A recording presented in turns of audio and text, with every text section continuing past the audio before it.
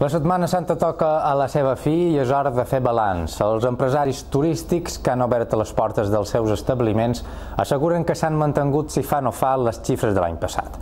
Això sí, per l'aeroport de Son Sant Joan han passat 450.000 passatgers, un 4,7% més que el 2009. Només una seixantena dels 140 hotels que hi ha a la platja de Palma han posat a punt les habitacions a l'espera de turistes. El bon temps ha incrementat les reserves de darrera hora, però així i tot, els empresaris no han notat una millora respecte de l'any passat per aquestes dates. No hem fet cap avanç que digués que aquesta Setmana Santa ha estat profitosa. De les places que tenim obertes, un 60-65% d'ocupació de promig i esperar que comenci la temporada.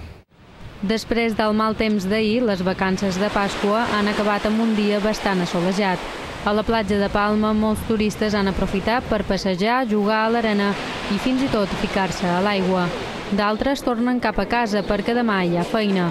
Això sí, ho fan una mica més contents. Muy bien, porque así desconecto de la rutina de cada día y ahora pues ya vuelvo renovada un poquito. Sobre todo era eso, salir un ratito de casa y descansar. M'ho he passat molt bé.